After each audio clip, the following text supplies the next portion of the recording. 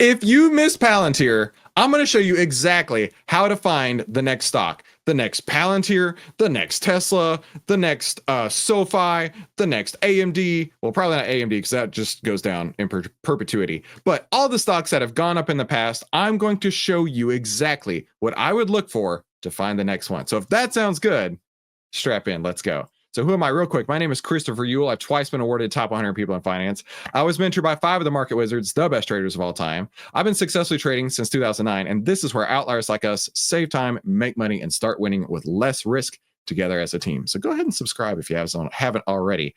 And today I'm going to introduce you to the OVTLYR Nine. The OVTLYR Nine. Think of it like Ocean's 11, but for your portfolio. The OVTLYR Nine. Now, if you've been watching me for any stretch of time, you've seen me go through the OVTLYR Nine. And the OVTLYR Nine is actually a lot easier than you would think. So this, my friends, I'm calling the OVTLYR Nine. So let's break down what it is. I'm going to show it to you in action. Then I'm going to ask you to put some stocks in the chat. Don't do it yet. Don't do it yet. I'm going to ask you to put some stocks in the chat. And then we're going to go through and we're going to do the OVTLYR Nine on every one of these. And you will know exactly what it takes to go from a strong sell to a strong buy and everything in between. That way, when you are looking at a stock, you'll know exactly which stocks are set up like you'd want to see, which stocks you would want to avoid, and which stocks, you know what, you could pass on them. They don't have anything going on for them. So let's do this. So first off, the market. The market rules all. Now, before we get too deep into this, remember this concept. 40% of the stock's move is due to the market. Okay? 40% is due to the market itself. What is the market doing? The market is a rising tide. It'll lift all ships. And when the tide is going out, it'll show who's swimming naked. All right? So we want the market to be working for us. Next, 30% of the stock's move is due to the sector. What is the sector doing? Is the tech sector performing? Is the communication sector going down? We want to know as a group, right? We've looked at the market as a whole, and now we're paring that down to a subgroup and the sector. How is that sector performing? And then we're going to be looking at the stock itself. So this is a top-down approach. The best traders in the world start from a top-down approach because you're going to let the market tell you what it's doing at each step on the way down. So stop forcing trades and start listening to this. You're going to love this. So first is the market. First, we want to look at the trend. How do we determine the trend of the market? It's so easy. Put it in the chat. Put it in the chat. How do we determine the trend of the market? It's 3 numbers, right? And so let's go to the SPY.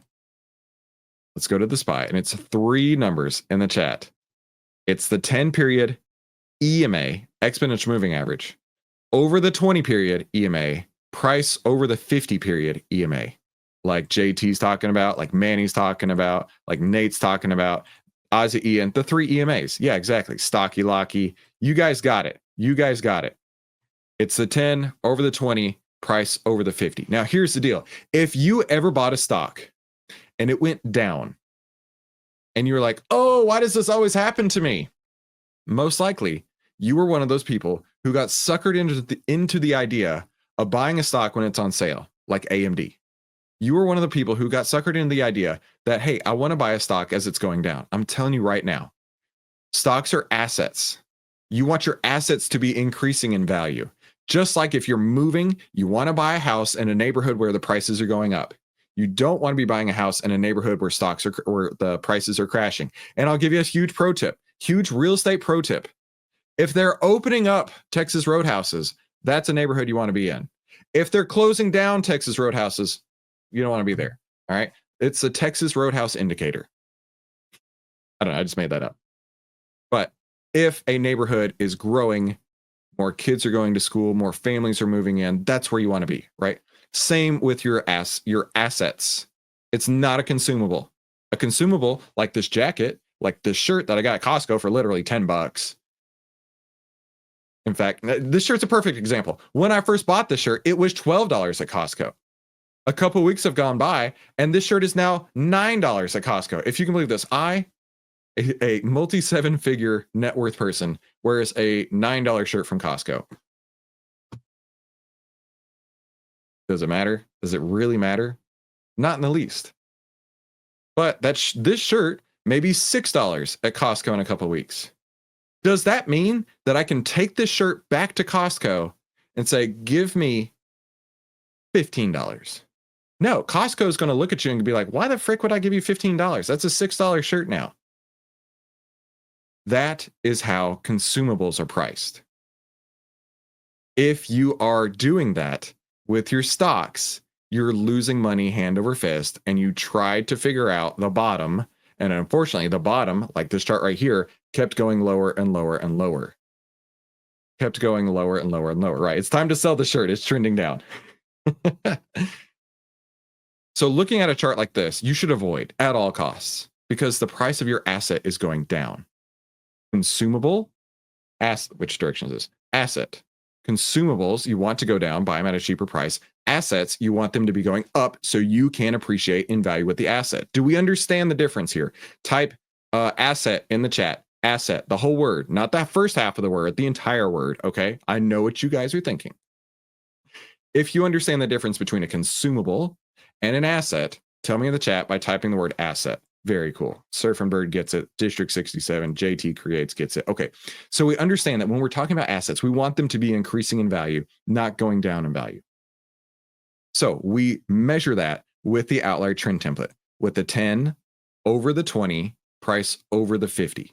So if you're looking at Palantir, if you're looking at SoFi, if you're looking at Coca-Cola, if you're looking at Tesla, it doesn't matter. Every single stock, because it's math, must have the 10 EMA over the 20 EMA, price over the 50 EMA. So the 10 is your 10-day average. What is the price over the last 10 days? If the average of that is going up, that means price is going up. The 10 days your short term, your 20 days your intermediate term, and your 50 days your longer term, right? So when all three, short, medium, and long, are all pointing in the same direction, that's what you want to see. That's what you want to see. So the first part of the Outlier 9 is the trend of the market. Okay, so we're looking specifically on the SPY. Which direction is it trending? Now, as of today, it is trending up. That's what we want to see. For a couple months, it was trending down. So what do you do in that time? You get the flip out the way. You go to cash, you hold cash, and you don't F up. A lot of people lost a lot of money for no reason.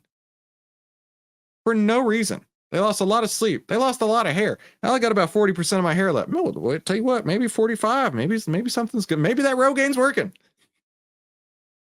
And we're looking at this now. And now it's starting to trend back up. This is what we want to see, a bullish trend. Next, the signal. Now, if you don't have Outlier, this is going to be difficult, okay? You might have to ask your friend who does have Outlier because he's smart enough to understand how Outlier helps you save money, helps you save time, make money, and start winning with less risk, okay? If you understand that that's what Outlier's purpose is, then you'll understand why I'm showing you this. Next is the signal. Does the market have a buy signal or a sell signal? Now, we make this way too easy for you. Just go to the watch list. This is the default homepage when I log in. It probably is the same for you. Over on here, I have made it where the Dow, the SPY, and the Qs are on my favorites list. And you can add whatever you want to your favorites list. But it makes it way easier to just log in and see your favorites right there. So you can see at a glance, the SPY has a buy signal. The SPY is sitting on a buy signal, and that came on April 25th. So let's go look at what that buy signal looks like. And the objective here is no monkey hammers. Exactly. This is the monkey hammer avoidance plan. So we got that buy signal. Now in Outlier, it shows you when the 10 crosses over the 20, prices over the 50 with a green overlay. And the same on the downside with a red overlay. So green means it's trending up, red means it's trending down. So within 1 second, you can say, okay, I got a buy signal and it's trending up. That's what I want to see in the market, making it boom, boom. Breadth. Now, what is breadth? Breadth is measuring how many stocks have buy signals versus how many stocks have sell signals. How many stocks have buy signals versus how many stocks have sell signals. Now, today, there's 99 buy signals versus 140 sell signals. Now, as of right now, we have about 2,600 stocks in Outlier. I know Mahesh is planning on onboarding even more as soon as the next couple of weeks. I know he's working really hard on that. So the 2,600 that we have right now, of them, 99 got new buy signals today, 140 got new sell signals today, including the Goog. So we can now measure this. So we go over to market breadth. And this is an indicator that I created, and I'm very proud of it because this is the first indicator I ever created in my entire life. But what this measures right here is the number of stocks with those buy signals. Okay. And you can see how it was down at 1.55% a couple weeks ago. It sprinted up to 80.73 and has since started to come down. Now, I like to throw the 10 EMA on this line so we can see crossover points. Okay, we can see where it bottoms, where it goes up. Now, somebody in the chat, I saw this earlier, I think it was Laurent, said, oh man, I hope I can find this real quick because this was actually brilliant. He said, I don't want to be terrible content and not show you exactly what it was. I should have had this ready. Market breadth. Hold tight. This was actually a fantastic. Dang it, I can't find it. But what he said was, in fact, do I still have it? No, I don't.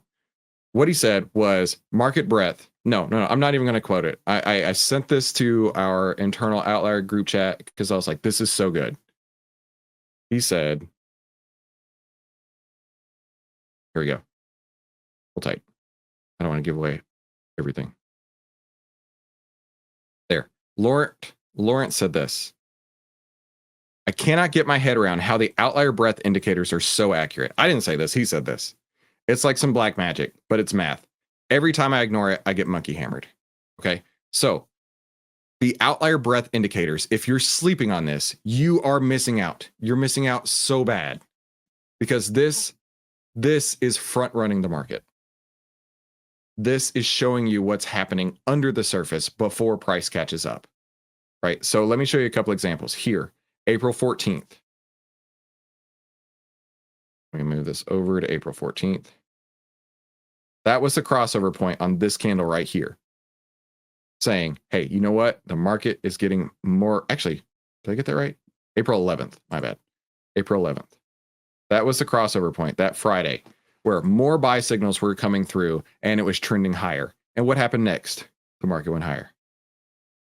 On this cross down here, on March 27th, let's add another line, March 27th. Here, this was your warning that market breadth just crossed negative. Where's March 27th? Right here. Market breadth just crossed negative. And what happened? A huge sell-off right after that. Now, this goes in cycles. This goes in cycles like no one's business, just like the market cycle does. And what market breadth is showing you is how many people are looking just like this. How many people are screaming sell as it's going down? How many people are screaming buy as it goes up and peaking and then repeating the cycle over and over and over? I'm telling you, if you're sleeping on market breadth, you are missing such a big component to what's happening out in the market. I can't help you. I can't help you unless you're actually focusing in on market breadth. So for the Outlier 9, the first three is all to do with the market, the trend, the signal, the breadth. Now looking at those three, we got a green, we got a buy signal here, or I'm sorry, we got a bullish trend here, so I marked it green. We got a buy signal here, so I marked it green. And then breadth has peaked and is pulling back in, so I've marked it red. Okay, so I've marked it red right there. Next, on the Outlier 9, let's look at the sector. Now the sector is actually pretty handy, right? So you can put any stock in Outlier. So let's go to a dashboard and we'll go to SoFi. Yeah, Brian, much better view of the 9 from this morning. Yeah, the Outlier 9 looked like a tree that got run over by a reindeer. It looked bad. I had to work on it. So let's go to SoFi. Let's go to SoFi. So we can see on SoFi a handful of things. Now, first, what I want you to go to on the Outlier 9 is the fear and greed for the sector. So the fear and greed is this chart right here. And it makes it so simple. What this is doing is this is taking the average fear and greed score for the entire sector and mapping it out together. So you can see on average, the fear and greed for the financial sector is at 55 right now, 55.71 or 77. A couple of weeks ago, it was down at 33.84. So the whole sector was fearful. So that's what we're trying to find out here is the sector getting more greedy, or is the sector getting more fearful? Clearly, if we're buying a stock, we want to make sure that we have the sector moving in our favor. We want the sector to be getting more greedy. That's what we see right down here. So after we've established if it's getting more greedy or not, so like right now, we can see, in fact, let me zoom in just a smidge here. We can see that it is getting more greedy, less fearful. So we can come on here and we can mark it green. All right, we can just change the color, shape fill to green, like that. Then we do the same with breadth. We talked about the market breadth. Now let's look at the sector breadth, and it's on the same page. You type in SoFi, you type in anything, it's going to show you the stock itself, the trends, the moving averages, the buy and sell signals. It's going to show you the fear and greed for the sector, and then it's going to show you this sector breadth. So right here on SoFi, you can see it ran up the green line right here. I added the 10 EMA as an indicator, and then it's come back down. So this for me actually is one that I would avoid because it peaked. Right, breadth peaked, meaning the most buy signals has already come and it's starting to come back down. Not quite that bearish cross just yet. Now, underneath this, beyond the lines, the background right here, this is measuring how many stocks in this sector are in bullish trends, right? Versus how many stocks in this sector are in bearish trends. And that's pretty handy, right? So at a glance, you can see, okay, most of the sector, because it's giant green, most of the sector is bullish. Only a bit of it has a bearish trend. However, we're not getting any more buy signals. If all the buy signals are bought, if all the stocks already have buy signals, what's left? If all the buyers have already come to town, what's left? Everybody to turn into sellers. I wouldn't be surprised at all to see this start expanding. So now we've looked at the sector fear and greed, and we've looked at the sector breadth. So for me, that would be green, and this one, I'm going to throw red on it. So we've got the market. That's the first 3 of the 9. We've got the sector. That's the next 2 of the 9. So 5 out of 9, not quite 70%, but 5 out of 9 of the Outlier 9 have nothing to do with the stock itself. When you're looking at a stock, when you're looking to see, is this an investment that I want to take? You need to look at more than just that investment. And you certainly need to get off of Twitter. You need to get off of YouTube, except for this channel, of course, where everybody's like screaming, you got to buy SoFi, you got to buy Palantir, you got to buy AMD, you got to buy this, you got to buy that. No. You need to do your own research. You need to come up with your own plan. And I'm giving you the step-by-step framework on what you need to do to come up with this plan. Okay. Next, let's go look at the stock. So we're going to start with the trend. As we talked about earlier, it's so simple. You look for the green background or the red background or the white background, which means it's not either trending up or trending down, it's trending sideways. So easy. Okay, so we can see 10, 20, 50 right here. So within 1 second, we can mark this green. Next, the signal. Right here amongst the moving averages, you'll be able to see the buy and sell signals come through. Right, and so right now it's sitting on a buy signal. So we'll make that green. Okay, green. Next, the fear and greed. Is it getting more greedy or is it getting more fearful? So you can see it had a fear score of 11. So this is SoFi. Back a few months ago, March 12th, had a score of 11 out of 100. And then again, it went up, came back down, a score of 12 out of 100. Came up, came back down, came up, came back down. But you know what? It may have bottomed. If you look at this, you can see it pulling back, and now it seems like it hit a bottom and is starting to turn back up. So the fear and greed is showing slightly more greed today than fear. So yesterday it was 55.66. Today it's 56.59. So that would be green for me. The greed is increasing. That's what we want to see. And lastly, order blocks. Now, we have order blocks inside of Outlier, but they need a little bit of work. We're still working on 3.0 enhancements. So I would currently go to SoFi inside of TradingView. Let me remove all my drawings here real quick. And what do we see? Order blocks galore. Order blocks are large institutional orders waiting to be filled, right? These are areas of strong support, strong resistance. And right here, man, does it look like we've got some issues, right? You're sitting inside 2 order blocks right now. If you can get through those, it's got 2 more, just a couple dollars ahead. So yeah, this looks pretty brutal to me. So this is a stock I would avoid. So I would throw this as a red because the order blocks want to be filled. If you come up to that order block, just expect some noise. Expect some noise. So this is what I'm calling the Outlier 9. Now, should you use this in everything you do? Abso-freaking-lutely. From this moment forward, I want you to be using the Outlier 9 on every stock that you're looking at because it's what I do. It's allowed me to make 91.37% gains last year, looking at specifically exactly what is on your screen right now. Specifically exactly what is on your screen right now is what I look at when I look at any stock and what I looked at last year to make 91.37% gains. Specifically exactly the Outlier 9. Now, take a screenshot. I'll give you just a moment. Take a screenshot of this because you're going to want to go back to this. Now, you could make this as a checkbox, right? Imagine you drew on here. You're like, okay, I'm going to look at a stock. So this looks good. This looks good. This looks bad. This looks good. This looks bad. This looks good. This looks good. This looks good. This looks bad, right? You could do something like that. Or you could staple this on your wall, right? Or you can make it your phone background. You can make it your computer background, whatever. But from now on, if you take a stock and you run it through the Outlier 9 and it doesn't all jive, right? Not everything's green. I would never consider that a strong buy. Unless everything is green, I would never consider that a strong buy. Maybe a weak buy, maybe a neutral, maybe a weak sell, or maybe even a strong sell. Okay. But I would never consider any stock out there to be fully loaded unless it's got everything here. Now, that's how I trade. You can trade your own way. But I'm telling you right now, this Outlier 9 will save you time, make you money, and help you start winning with less risk. Isn't that what we want at the end of the day? Right? You know what else we want? We want you to learn as much as you possibly can with Outlier University. Are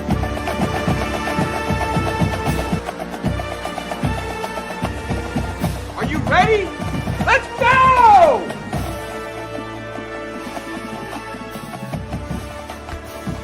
Respect is earned. Respect is never given. So how cool is that, right? Starting next week, we will be doing Outlier University live here on YouTube. I have a group of 9 gentlemen that will be joining me live and be able to ask questions, and everybody else in the entire YouTube sphere will be able to watch as well. And we'll have Q&A at the end of the lesson. And I'm going to teach you literally everything that I know.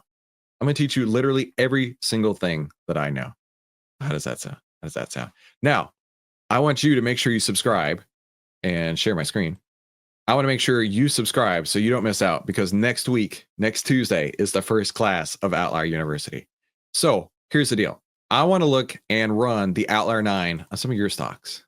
So in the chat, I want you to tell me the name of a stock you want to look at, and if you're looking at it long or if you're looking at it short. So for example, Palantir long, Netflix short, Google long, and AMD short. Put it in the chat what you're looking at, and we're going to run the Outlier 9 together. This is exactly what I look for. Okay. Now, I'll tell you one thing right off the bat. We don't have to look at market trend again. We don't have to look at market trend again, because the breadth, the signal, and the trend on the market will be unchanged for everything. All right. That'll be unchanged for everything. But I do, before we do that, want to showcase our member highlight over in the Discord. Okay, our member highlight over in the Discord.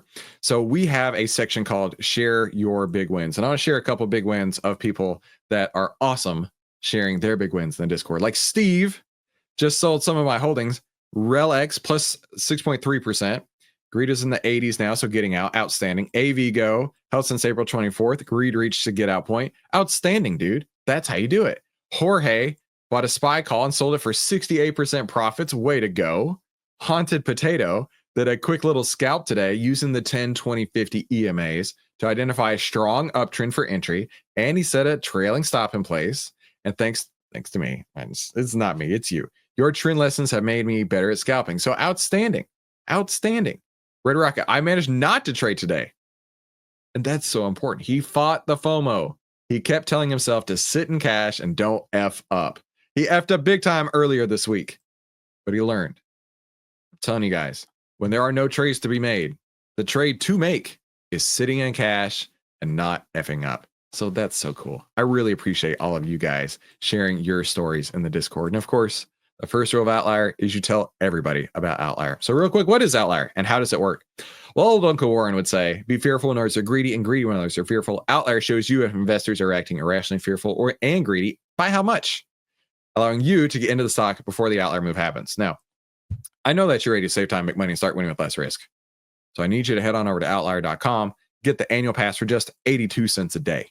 That way, it'll help you save time, make money, and start winning with less risk. And if you're on the monthly pass, you really need to click this button right here that saves 64%. And the upgrade is just going to be totally worth it. Totally worth it. So let's go see what the market is telling us. Let's use the OVTLYR 9 and let's start jumping into some of your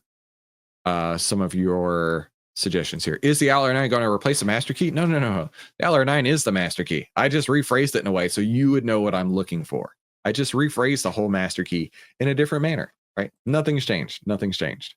All right. So lots of stocks in the chat. Let's take a look at John GE Long from Discord and interested too. All right. So GE Long. Let's go over here to GE. So we're going to go through the OVTLYR 9 step by step. So we're not going to leave anything out. Of course, the market has not changed. The trend is still a buy. The signal is still a buy. I'm sorry. The trend is still bullish. The signal is still a buy. And breadth is now bearish. Okay, so that will not change. The sector. So GE is in the industrials sector. So looking at this sector right here, right? Been pretty greedy and then pretty fearful. But if we zoom in, we can see that it's been getting way less fearful. Now it's starting to get more greedy. That's what we want. That's what we want right there. So fear and greed, that's green. I love it. Breadth of the sector. Breadth of the sector has me concerned. You can see that it peaked up and it's pulling back in. It's going to have a bearish crossover tomorrow on the industrials. So that will show as red again. So nothing's changed from the last one we looked at. Let's look at the stock. Right, the trend, we can see at a glance, the 10 over 20 prices over the 50 with the green overlay. Set, no problem. The signal has a buy signal. Set, no problem. Next, fear and greed on the stock itself, getting more greedy, less fearful, outstanding. And then lastly, any order blocks on GE. Oh, dude, it broke through this order block today. Okay, so here's the deal. Look at this order block. This one coming from February 13th. All right. A resistance area was put in right here. Came down, came up, came down. And it didn't break off of this one right here. Right. Came up, down, head up into this, and then down again. And then today it's cresting up through this. This is exactly what you want to see. This is exactly precisely what you want to see. If it's running up into the order block, I don't want to trade it. But this one right here, powerful move right through the top of it. Outstanding. So order blocks here will be red. So if we were to rank this, of the 9, 7 are green, 2 are red. So this would be like right here on the edge of weak buy to me. Right here on the edge of weak buy to me. Now, here's the deal. I'm not trading anything unless it's everything is lit up green. The OVTLYR 9 is fully green. And that's just my style of trading. For you, here's why I want to teach you this. Because you could look at this and you can say, okay, of the OVTLYR 9, I'm comfortable taking a trade with 6 of these. I'm comfortable taking a trade with 5 of these. I don't know. You do you. I'm personally only comfortable at 100%. But maybe you want to go with 8 out of 9, 7 out of 9, 6 out of 9. You determine how you can use this. And then use the mess out of it. Go crazy on it. Wes just used the OVTLYR 9 because this is the same thing I'm talking about. I just arranged it differently to close TRU calls rather than roll. And he grew his account 1.1% in 2 days. Thanks, Chris. Now, let's give a little perspective on that. 1.1% doesn't sound like much, but do you realize the average annual return for the SPY is 8 to 10%? Wes just made 1.1%. So 12% of the 8%, if you want to think about it that way. Wes just made 12% of what the annual market move is on the SPY in 2 days. Perspective, right? Makes a big difference. Brian wants to look at MasterCard, not moving average, MasterCard. So nothing will change on the market. So let's drop MasterCard into Outlier.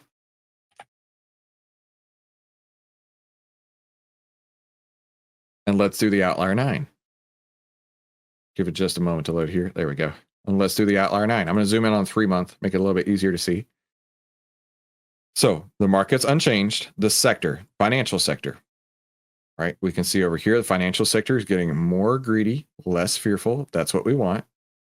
And then sector breadth has peaked and is pulling back in. Okay. So that's not so great to me. I would consider that red. Now, the stock, the trend, green, bullish. We can see that. The buy signal right there. We can see that. Fear and greed. How's it looking? It's looking really sharp, getting less fearful, more greedy. Okay, cool. And then any order blocks on MasterCard? Any order blocks on MasterCard? Nah, that looks great. Order blocks are clear. So this would be 7 out of 10. So I would put that, or 7 out of 9. So I'd put that about the same place, right? Isn't this handy to look at this and objectively say, with no bias whatsoever, this is a 7 out of 9 for me? Isn't that cool? And you can do this in a moment. It might take you 30 seconds, maybe a minute and a half. But within just a moment, you can see out of 9 things that you're looking for in the OVTLYR 9, how many does this fit? 7 out of 9. This is a 7 out of 9 for me. Not bad, right? Not bad at all. So let's do the opposite.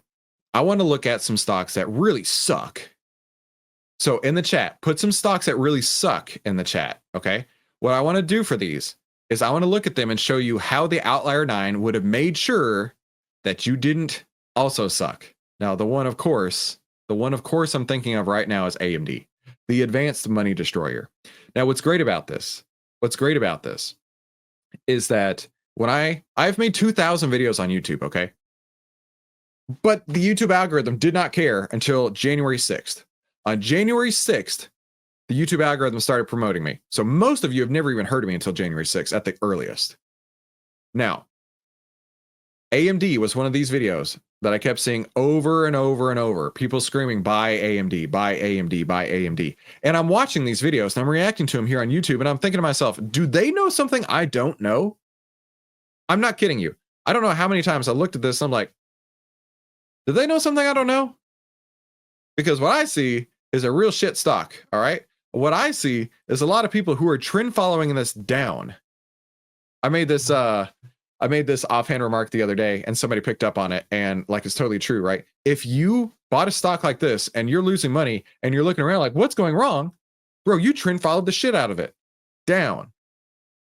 You trend followed it down.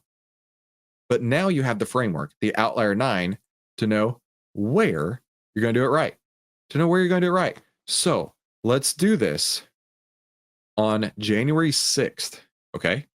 Let's do this on January 6th. So let me remove my drawings here. And I'm going to show you how you would not have had a total monkey hammer on AMD, right? I have to do it. It's been a minute. I'll show you exactly how you could have avoided the monkey hammer. Yeah, the monkey hammer of AMD came to town. So let's light up January 6th right here. January 6th. All right, so first, let's also go to the SPY. So we're going to do a 2-frame. Let's do SPY on this side. And let me remove my drawings over there, remove 4 drawings. Okay, let's find January 6th. Okay, this is before the real sell-off started happening in 2025. January 6th, right there. So on January 6th, the market had 10 under the 20, price above the 50. So this was kind of in between. So we would mark this. You could mark it. I would mark it red. I would personally mark it red. Even though it wasn't 10 under 20, price under 50, I would still mark it red. So that's not so good to start with. If you were buying AMD on January 6th, right there. Next, what was the signal in Outlier for the SPY on January 6th? I don't know. Let's go look. I legit have no idea. So we got the SPY. And then we go to January 6th. Here we go. Let's go to 6 month. We should be able to see it easier.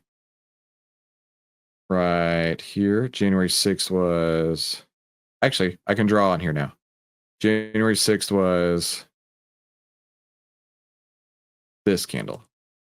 January 6th was that candle. In fact, let me do this. January 6th was this candle right here. Okay.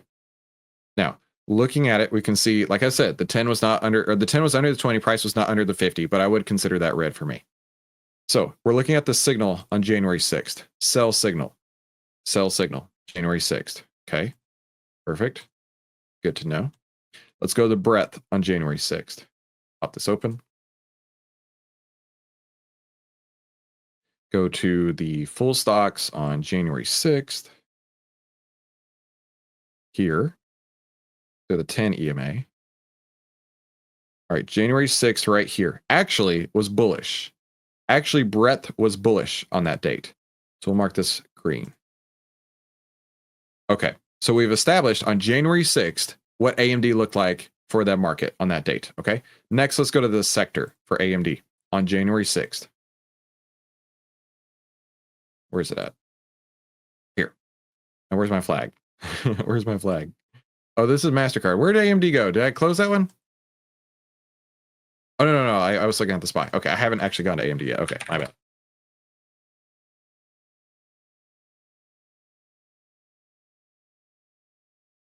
All right, so let's zoom in on the 3 month, and then we'll scroll this over to January 6th. And go back just a smidge. Okay, so January 6th was this candle, this green candle right there. So I'll mark it on the chart so we can keep track. All right, so we see right here where January 6th was. So the question is, what was the fear and greed on that date for the sector? All right, so we look down at the sector. Fear and greed had been going down, down, and down, and down. Okay, so fear and greed, definitely red. Fear and greed, no doubt red. Okay, breadth for the sector on this date here, actually bullish in the sector on that date. We'll go here. Okay, next, the stock on that date, January 6th. Like I say, I would have counted this as a downtrend. It came out of a downtrend and it continued in a downtrend. So for Chris, this is still a downtrend. No doubt about it. So AMD, a downtrend on this date. The signal for AMD was a sell. Somewhere right there. It's still on a sell signal. Okay. Now, buy signal came a couple days later, and then a sell signal immediately a couple days after that. Okay. But at the moment, sell. So we'll turn this red. All right. Fear and greed on the stock itself. Super fearful, getting even more fearful, was down at 22 out of 100. Yeah, that's not what you want. Do you really want to buy it when everybody is afraid of the stock? Hell no. No way. Fear and greed, red. And then order blocks on April 6th, or I'm sorry, January 6th. On January 6th, we'll go back to this view. January 6th, it did have some order blocks right here, in fact, a little bit bullish order blocks. So this would have helped it move up, not necessarily helped push it down. So honestly, that would have been a green order block. Now, if you're looking at this objectively, of the Outlier 9, on January 6th, looking at AMD, you had 1, 2, 3. You had 3 out of the Outlier 9 bullish, 6 out of the Outlier 9 bearish. And you're telling me that you don't know if a stock is going to go up or down. Well, let's just see what happened. What happened was it continued to go down for ages and ages and ages. In fact, on January 6th, where was it at? It was at 129 on January 6th. Give me a horizontal line. There we go. was at 129 on January 6th. And what happened? It continued to go down and down and down and down and down and down.